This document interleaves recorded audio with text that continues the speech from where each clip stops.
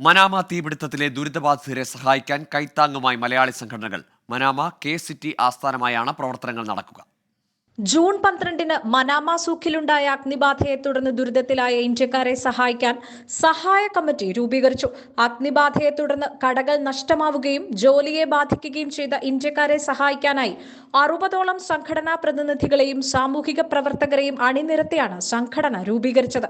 Shabeer Mahe തുടങ്ങിവെച്ച WhatsApp ഗ്രൂപ്പിലൂടെ പ്രവർത്തനം ആരംഭിച്ച സമിതി മനാമ കെ സിറ്റി ആസ്ഥാനമായാണ് പ്രവർത്തിക്കുക. സഹായ കമ്മിറ്റി ജൂലൈ 9-ന് കെ സിറ്റിയിൽ യോഗം ചേർന്ന് വിവിധ സംഘടനകൾ നൽകിയ സഹായങ്ങളുടെ ആദ്യ ഗഡു അഗ്നിബാധിതർക്കായി വിതരണം ചെയ്തിരുന്നു. ഓഗസ്റ്റ് 10-ന് കെ സിറ്റിയിൽ ചേർന്ന യോഗത്തിൽ ബാക്കിയുള്ള മുഴുവൻ തുകയും വിതരണം ചെയ്യുകയും ചെയ്തു. Bahrain media city, ICRF, Bahrain കേരളീയ സമാജം, KMCC, OICC, ബഹ്റൈൻ പ്രതിഭ, ഫ്രണ്ട്സ് സോഷ്യൽ അസോസിയേഷൻ, സമസ്ത ബഹ്റൈൻ, ബഹ്റൈൻ നവകേരള, ICF ബഹ്റൈൻ, പ്രവാസി welfare, Muharraq Malayali Samajam, lights of kindness തുടങ്ങി നിരവധി സംഘടനകളാണ് കൈത്താങ്ങായത്.